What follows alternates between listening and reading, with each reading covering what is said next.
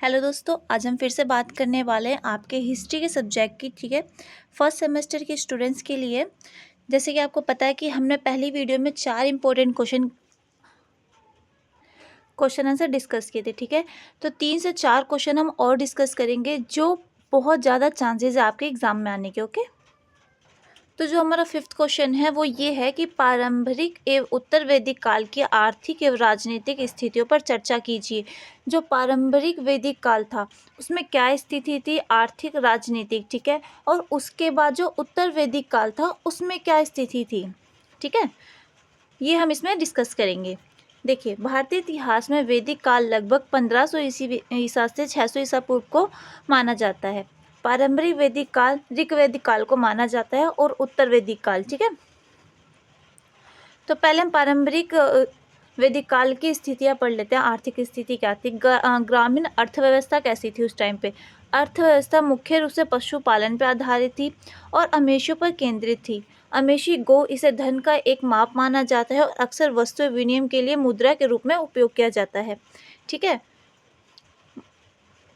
मतलब क्या होता था कि मुद्रा ना होने पर गौ का मतलब खेत के लिए, खेत को जोतने के लिए क्या किया जाता था, गौ का मतलब आदान प्रदान किया जाता था। ठीक है, वस्तु के बदले दिया जाता था उन्हें, मुद्रा के बदले। ठीक है, पालतू गौ जातीय पशुओं को कहते हैं जिन्हें उनके मांस, दूध, खाल या भार ढोने के लिए पाला जाता था। ठीक है, गौ जिसे बोलते थे। अर्ध खानाबदोशी जीवन शैली के कारण सीमित कृषि गतिविधियां थीं। जीविका कैसी थी, जीविका कृषि एक गौण गतिविधि थी जो मुख्य रूप से जौ की खेती पर केंद्रित थी, जिसमें अधिक उत्पादनों पर कम ध्यान दिया जाता था। सबसे ज़्यादा क्या होता था, जौ वगैरह की खेती ही होती थी और किसी अधिक मतलब जो भी पदार्थ होते थे और किसी चीज़ की अधिक खेती नहीं की जाती थी। लकड़ी के हल और साधारण औजारों का उपयोग किया जाता था कृषि के लिए। गैर मौद्रिक अर्थव्यवस्था, व्यापार सीमित था और वस्तु विनिमय के माध्यम से होता था। ठीक है, मुद्रा न होने के कारण क्या करते थे कि जैसे कि इनके पास एक वस्तु है, उन्होंने इनको दी और इनके किसी काम की वस्तु क्या हुई, इनको यहाँ से मिली, तो वस्तु का आदान प्रदान किया जाता था। हस्तशिल्प, मिट्टी के बर्तन काले और लाल बर्तन होते थे और बुनाई आम शिल्प थी, हाथ से बुनाई की जाती थी।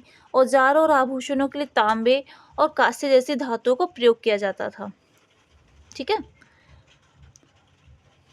आर्थिक स्थितियाँ फिर से पढ़ लेते हैं एक बार हम। कृषि का विस्तार हुआ था, उपजाऊ गंगा यमुना के मैदान की ओर पलायन के साथ कृषि प्राथमिक व्यवसाय बन गई थी उसके बाद। ठीक है, जौ और गेहूं के साथ साथ चावल, व्रीहि जैसी नई फसलें उगाई जाने लगी। जहाँ पे सिर्फ जौ की खेती हो रही थी, उसके बाद क्या हुआ, चावल और गेहूं की भी खेती होने लगी। ठीक है, लोहे के हल और औजारों के इस्तेमाल से उत्पादन में वृद्धि हुई।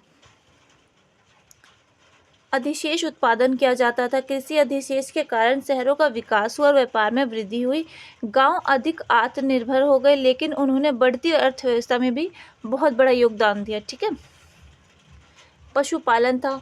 अमेशी केंद्रीय स्थान पर रहे, लेकिन घोड़े, बकरी और भेड़ जैसे अन्य जानवर भी पालतू बनाए गए थे। धातु का उपयोग किया जाता था। लोहे के औजारों का हथियार बना के कृषि के लिए उपयोग किया जाता था। ठीक है, आभूषण के लिए भी उपयोग किया जाता था। राजनीतिक परिस्थितियाँ कैसी थी, जनजातीय समाज था। समाज जनजातियों से संगठित था, जिसका नेतृत्व एक प्रमुख राजन करता था। राजन का चयन वीरता और नेतृत्व गुणों के आधार पर किया जाता था, न कि वंशानुगत। ठीक है, मतलब उसके गुण, मतलब गुण के ऊपर ही उसका चयन हो रहा है, ना कि उसके वंश के। मतलब ये नहीं है कि वंशानुगत है कोई। ठीक है, उसके ऊपर शासन नहीं चलता था, उसके गुण के ऊपर चलता था। सभा होती थी। राजनीतिक व्यवस्थाओं में 2 महत्वपूर्ण सभाएं द्वारा संचालित थी। सभा बुजुर्ग या फिर प्रमुख व्यक्तियों की एक परिषद जो राजन को सलाह देती थी। मतलब आपने वो देखा होगा, सुना होगा पंचायत के बारे में। ठीक है, पंचायत के कुछ सदस्य होते थे यहाँ पे, और यहाँ पे जो लोग बैठते थे वो इनको कुछ अपने ओपिनियन देते थे। ठीक है, फिर ये क्या करते थे, उस पर अपना सलाह मशवरा करके मतलब कि डिसीजन लेते थे। राजन की सीमित शक्ति, राजन को बड़े निर्णय के लिए सभा और समिति से अनुमोदन लेना पड़ता था। कोई स्थायी सेना नहीं थी। जरूरत पड़ने पर जनजातीय योद्धा लड़ाई में शामिल होते थे। ठीक है, मतलब कोई स्थायी सेना नहीं थी कि उनको एक जैसे कि एक ग्रुप दिया हुआ है कि आप ये इनका काम है सेना का मतलब सुरक्षा का, ऐसा नहीं था। ठीक है, कुछ जनजाति योद्धा थे जो उस टाइम पे लड़ाई में शामिल हो जाते करते थे। वंशाधारित नियम, सत्ता और निर्णय लेने का अधिकार कुलों के बीच वितरित किया गया था, जिससे केंद्रीय प्रणाली सुनिश्चित हुई थी।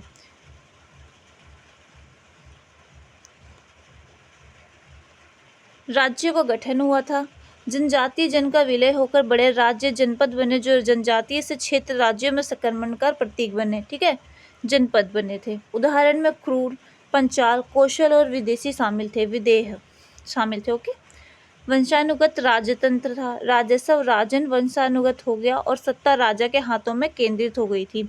ठीक है, पहले क्या था, पंचायत जैसे कि बताया वैसा कुछ चल रहा था, उसके बाद क्या हुआ, वंशानुगत हो गया, मतलब कहते हैं ना राजा का बेटा ही राजा बनेगा, ऐसा हो गया था। और सत्ता कहाँ चली गई थी, सारी राजा के हाथ में चली गई थी।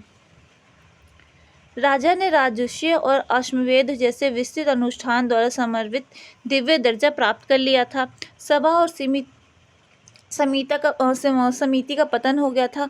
ठीक है, राजा की बढ़ती शक्तियों के साथ क्या हुआ, सभा और समिति की भूमिका कम हो गई थी, क्योंकि सारी शक्तियाँ क्या हुआ, राजा के हाथ में चली गई, तो डिसीजन किसका होगा, राजा का ही होगा। तो फिर इनका कुछ काम नहीं था, धीरे धीरे क्या हुआ, इनकी शक्तियाँ क्या हुआ, खत्म हो गया, मतलब सभा और समिति का पतन हो गया।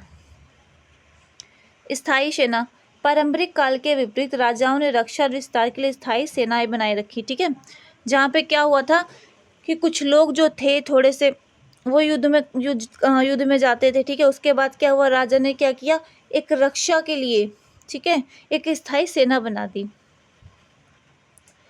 नौकरशाही, एक अल्प विकसित प्रशासनिक संरचना विकसित हुई थी, जिसमें पुरोहित, पुजारी, सेना, ठीक है, सेना का कमांडर, ग्रामीण, ग्राम प्रधान जैसे अधिकारी शामिल हुए थे।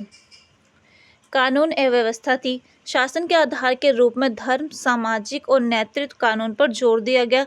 दंड और कर अधिक संस्थागत हो गए थे। ठीक है, शासन के आधार पर, ठीक है, के रूप में धर्म, सामाजिक और नैतिक कानून पर भी जोर दिया गया था, जिसमें क्या हुआ था, अगर किसी की गलती हो तो उसे दंड मिलेगा, साथ में उसे क्या करना पड़ेगा, कर भरना पड़ेगा अपनी गलती सुधारने के लिए। उसके बाद नेक्स्ट क्वेश्चन आता है हमारा, बौद्ध धर्म और बौद्ध की शिक्षाओं के उदय के लिए जिम्मेदार कारकों का विश्लेषण कीजिए कि बौद्ध की शिक्षाओं का उदय कैसे हुआ। ठीक है, बौद्ध धर्म के उदय के कारक क्या थे, सामाजिक कारक थे। ठीक, कठोर जातीय व्यवस्था, रूढ़िवादी, वैदिक धर्म में कठोर जातीय पठानुक्रम लागू किया था, मतलब आपको पता ही होगा कि कितने ग्रुप में उन्हें बांट दिया गया था, क्षेत्रीय, ठीक है, ब्राह्मण, शूद्र। ठीक है, इन सब चीज़ों में क्या हुआ था, कब ये मतलब वैदिक काल में इन सब हर कैटेगरी में बांट दिया गया था लोगों को, है ना। तो क्या हुआ कि वैदिक धर्म ने इस चीज़ का विरोध किया था, जिसमें निम्न जातीय, शूद्र और वैश्यों पर असंतोष पैदा हुआ, जिन्हें सामाजिक और धार्मिक अधिकारों से वंचित रखा गया था। ये वैदिक काल के समय हुआ था। ठीक है, निम्न वर्गों का उत्पीड़न किया गया था, महिलाओं का बहिष्कार किया गया था। वैदिक काल में क्या होता था, महिलाओं को क्या अनुष्ठान, पूजा पाठ, धार्मिक चीज़ों से क्या करते थे, दूर रखा जाता था हमेशा। ठीक है, जिसमें बौद्ध धर्म में अपने समावेशी दृष्टिकोण के साथ संबोधित किया था। धार्मिक कारक भी थे, जटिल अनुष्ठान थे। ठीक है, अत्यधिक बलिदान थे, पशु बलि पर जोर देने की आलोचना क्रूर और अव्यापी होने के कारण की गई थी। ठीक है, जिसमें बौद्ध धर्म की अहिंसक शिक्षा आकर्षक हो रही थी। इन सब चीज़ों के कारण बौद्ध धर्म का क्या हो रहा था, विकास हो रहा था। आर्थिक कारक भी थे, व्यापार और वाणिज्य का उदय, उभरते व्यापारी वर्ग, वैश्यों को नैतिकता, अहिंसा और सादगी पर बौद्ध धर्म का ध्यान आकर्षक लगा, क्योंकि यह उनकी आवश्यकताओं के अनुरूप था। मतलब क्या होता था, इसमें किसी के साथ भेदभाव नहीं हो रहा, धार्मिक रूप से किसी के साथ भेदभाव नहीं हो रहा है, सबके लिए क्या है, ये इनके लिए सब समान है। इसीलिए क्या हो रहा था कि जो बौद्ध धर्म था ना, उसकी तरफ लोग ज़्यादा आकर्षित हो रहे थे। राजनीतिक कारक भी थे, मगध का समर्थन, मगध के शासक जैसे राजा बिम्बिसार और बाद में अशोक ने बौद्ध धर्म को संरक्षण दिया, जिससे उसके विकास में सहायता मिली थी। गौतम बुद्ध के व्यक्तिगत शिक्षाएं और लोगों से जुड़ने की क्षमता ने बौद्ध धर्म के प्रसार में महत्वपूर्ण योगदान दिया था। बुद्ध की कुछ शिक्षाएं हैं, 4 आर्य सत्य, ठीक है। दुख जीवन का दुख से भरा है, चाहे वो शारीरिक, भावनात्मक या आध्यात्मिक हो, ठीक है। समुदाय दुख का तहना कारण, दुख का मूल कारण क्या है? इच्छाएं हैं, ठीक है। इच्छाएं खत्म होते ही क्या होता है? इंसान के सारे कष्ट खत्म हो जाते हैं। इच्छा और आसक्ति काबू पाकर दुख को समाप्त किया जा सकता है। दुख का निवारण मार्ग क्या है? अष्टांगी मार्ग। दुख पर विजय पाने के लिए ज्ञान की प्राप्ति होनी चाहिए, ठीक है। ये बोध की क्या है? शिक्षाएं हैं, जिसमें सबसे अधिक क्या है? अष्टांगी मार्ग है। सही दृष्टिकोण, वास्तविकता की और प्रकृति और चार आर्य सत्य को समझना है। सही इरादे, त्याग, सद्भावना और अहिंसा की मानसिकता को विकसित करना है। सही भाषण, मतलब झूठ नहीं बोलना चाहिए इंसान को, ठीक है। और सही कर्म, ये सब क्या है? बोध की शिक्षाएं हैं। उसके बाद आता है अशोक के थंब और उसके प्रचार के लिए उसके द्वारा उठाए गए कदमों पर चर्चा करें। भारत के महानतम सम्राटों में से एक अशोक ने 3वीं शताब्दी ईसा के दौरान मौर्य साम्राज्य पर प्रशासन किया। कलिंग युद्ध के बाद उन्होंने बौद्ध धर्म को अपनाया और धर्म की शुरुआत की, जो एक नैतिक और नैतिक संहिता थी, जिसका उद्देश्य न्यायपूर्ण और सामंजस्यपूर्ण समाज का निर्माण करना था, ठीक है। अशोक का धम्म, एक विशेषता और सिद्धांत। धम्म की परिभाषा क्या थी? अशोक का धम्म सत्य, अहिंसा, करुणा और सहिष्णुता के सिद्धांतों पर आधारित थी। ये बौद्ध धर्म से प्रेरित था, लेकिन इसमें सभी धर्मों के लोगों को आकर्षित करने के लिए सार्वभौमिक मूल्यों को भी शामिल किया गया था। प्रमुख सिद्धांत क्या थे? अहिंसा, मतलब हिंसा नहीं करनी चाहिए, सभी धर्मों का सम्मान करना चाहिए, इंसान के अंदर दया और करुणा होनी चाहिए, सामाजिक सद्भाव होना चाहिए, सबको एक बराबर समझना चाहिए, ठीक है। सत्य निष्ठा होनी चाहिए और नैतिक कर्तव्य होने चाहिए इंसान के अंदर, ठीक है। ये सिद्धांत थे बौद्ध धर्म के। धर्म के प्रचार हेतु क्या उपाय किए गए थे? शिला और स्तंभ शिलालेख बनाए गए थे, ठीक है। जैसे कि सारनाथ और सांची जैसे प्रमुख स्तंभ के धर्म के प्रसार के प्रति उनकी प्रतिबद्धता को दर्शाते हैं। धर्म महामात्रों की नियुक्ति की गई थी। इसकी देखरेख के लिए उसको क्या बोला जाता था? महामात्रों बोला जाता था, जो धर्म की रक्षा करते थे, ठीक है। पशु कल्याण को बढ़ावा देना था, बुनियादी ढांचों का निर्माण करना था। उन्होंने यात्री और आम जनता के लिए सड़कें, विश्राम गृह और कुएं बनवाए थे, जो लोक कल्याण के प्रति उनकी प्रतिबद्धता को दर्शाते हैं। उसके बाद नेक्स्ट क्वेश्चन है हमारा, मौर्य प्रशासन की मुख्य विशेषताओं का वर्णन करें। मौर्य प्रशासन के बारे में बताना है इसमें। चंद्रगुप्त मौर्य द्वारा स्थापित मौर्य साम्राज्य भारतीय उपमहाद्वीप के अधिकांश भाग को एक करने वाली पहली और बड़ी राजनीतिक इकाई थी। चंद्रगुप्त, बिंदुसार और अशोक जैसे दूरदर्शी शासकों के मार्गदर्शन में मौर्य प्रशासन ने कुशल शासन और केंद्रित प्रधान के लिए मानक स्थापित किया था।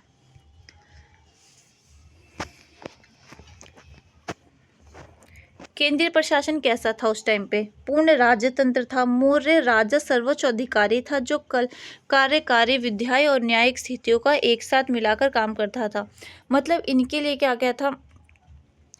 न्याय बहुत ऊपर था, ठीक है। मतलब अपनी प्रजा के लिए बहुत अच्छे तरीके से काम करता था, हमेशा न्यायपूर्ण इसका ये निर्णय होते थे, ठीक है। अशोक ने प्रशासन पर महत्वपूर्ण व्यक्तिगत नियंत्रण का प्रयोग किया, खासकर धर्म को अपनाने के लिए बाद राजा को मंत्री परिषद की सलाह मिलती थी, जो निर्णय लेने में सहायता करते थे। ऐसा नहीं कि सोचा और देखा, सीधे ही किसी के ऊपर निर्णय ले लिया, नहीं। उनको क्या मंत्री परिषद बनाया गया है, जिसकी सलाह के बाद ही वो कोई निर्णय लेते थे। राजा की भूमिका क्या थी? राजा राज्य का मुखिया होता था और उसे धर्म, कानून और व्यवस्था का रक्षक माना जाता था। वह प्रशासन के कामकाज की निगरानी करता था, ठीक है। जन कल्याण के आदेश जारी करता था। अशोक ने विशेष रूप से धर्म और जन कल्याण पर आधारित नैतिक शासन पर जोर दिया है, ठीक है। केंद्रीय प्रशासन कैसा था? मंत्री परिषद थे, विभाग बनाए गए थे अलग अलग कार्यों के लिए। प्रांतीय प्रशासन कैसा था? कुशल शासन के लिए साम्राज्य को प्रांत, जनपद मतलब में विभाजित किया गया था, अलग अलग, ठीक है। प्रत्येक का नेतृत्व एक राज्यपाल, मतलब क्या, कुमार था, करता था, जो राजकुमार था, ओके। यहाँ पे राजकुमार होगा, ओके, जो आमतौर पर एक राजकुमार होता था। मतलब अलग अलग जो जनपद होते हैं उनका नेतृत्व कौन कर रहा है? राजकुमार, ठीक है। मुख्य प्रांतों में मगध, गंगाधर, अवंती और कलिंग शामिल थे। गांधार, ओके। स्थानीय प्रशासन को जिला और गांवों में विभाजित किया गया था। मतलब गांव अलग है और गांव में ही क्या है, दो हिस्से में बांटे गए, गांव और जिला। ठीक है। जिला प्रशासन जिसमें भू राजस्व संग्रह था, न्यायिक कर्तव्य थे, कृषि गतिविधियों की निगरानी करना था। ग्राम प्रशासन कैसा था? गांव सबसे छोटी प्रशासनिक इकाई थी। ग्रामीण गांव का मुखिया, मतलब गांव का मुखिया होता था, ठीक है, जो देखरेख करता था, और ग्रामीण और जिला अधिकारियों के बीच संपर्क का काम करता था। राजस्व प्रणाली थी। मौर्य प्रशासन के पास एक कुशल और सुव्यवस्थित राजस्व प्रणाली थी। भूमि कर राज्य का प्राथमिक स्रोत किसान अपने उपज एक निश्चित हिस्सा, आमतौर पर छठा हिस्सा भाग देता था, ठीक है, राजस्व के रूप में। और अनेक कर लगाए गए थे। व्यापार, वन, खदानों पर भी कर लगाए गए थे। राजस्व का उपयोग सेना, राजस्व जो लिया करते थे वो किसके ऊपर करते थे? सेना के ऊपर। लोक कल्याण, परियोजना, शाही खर्चा, ठीक है, इन सब चीजों के लिए क्या करते थे? इकट्ठा किया जाता था राजस्व। न्यायतंत्र था, ठीक, सैन्य संगठन भी बनाए गए थे। जासूसी प्रणाली थी। मौर्य प्रशासन के पास एक अच्छी तरह से विकसित खुफिया नेटवर्क था, जैसा कि अर्थशास्त्र में वर्णित है। आंतरिक और बाहरी मामलों पर मतलब क्या करते थे? वो खबर लेके आते थे, ठीक है, जासूस का काम करते थे। शहरी प्रशासन था। पाटलिपुत्र, राजधानी जैसे शहरों की योजना अच्छी तरह बनाई गई थी और अधिकारियों का उनका प्रबंधन किया जाता था। शहर समितियां, शहरी प्रशासन एक प्रबंधन, स्वच्छता, व्यापार और कानून प्रवर्तन के लिए जिम्मेदार समिति द्वारा बनाए गए थे। सड़क, बाजार, अन्न भंडार जैसे बुनियादी ढांचे अच्छी तरीके से रख रखाव किए जाते थे इनका।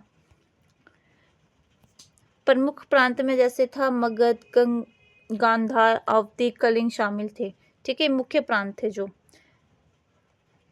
उसके बाद हमारा 8th क्वेश्चन है, संगम साहित्य में परिलक्षित समाज और संस्कृति का विवरण प्रदान करें। संगम साहित्य से एक क्वेश्चन आपसे पूछा जाएगा, चाहे ये शॉर्ट नोट में पूछ ले या फिर लॉन्ग आंसर क्वेश्चन में पूछ ले आपसे, ठीक है, एक क्वेश्चन जरूर आता है यहाँ से। संगम साहित्य जिसकी रचना 300 ईस्वी पूर्व से 300 ईस्वी के बीच हुई, जिसमें सबसे पुरानी तमिल साहित्य परंपराओं में से एक है, ठीक है। इसमें क्या लिखा गया है? तमिल में लिखे गए संगम ग्रंथों में कविता और गद्य की रचनाएं शामिल हैं, ठीक है। संगम साहित्य में प्रतिबिंबित समाज था, जिसमें सामाजिक, आर्थिक, राजनीतिक समाज के बारे में लिखा गया है।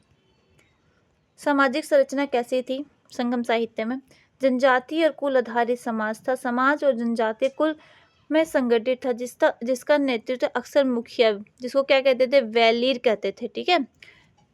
परिवार प्रजासत्तात्मक थे, जिसमें पिता घर का मुखिया होता था।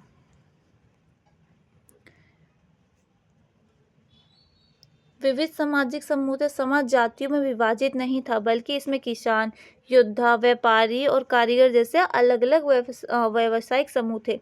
मतलब जो वैदिक काल में देखा था ना आपने कि ब्राह्मण, क्षेत्रीय, है ना, ऐसे नहीं था। इसमें क्या होता था?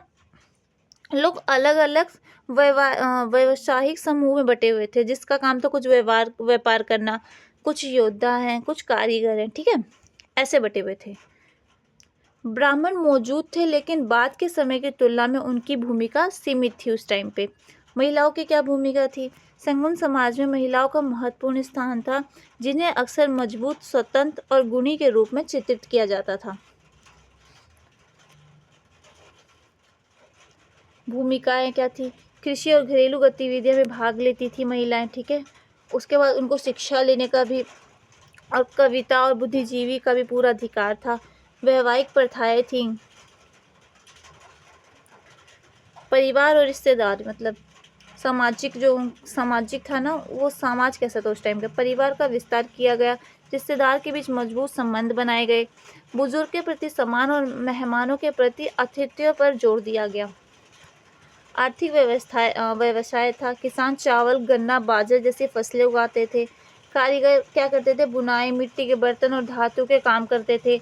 व्यापारी क्या करते थे? आंतरिक और बाहरी तौर पे व्यापार करते थे, ठीक है। फल फूल रहा, उसके क्या करते थे? व्यापार करते थे, बंदरगाह वगैरह से, ठीक है।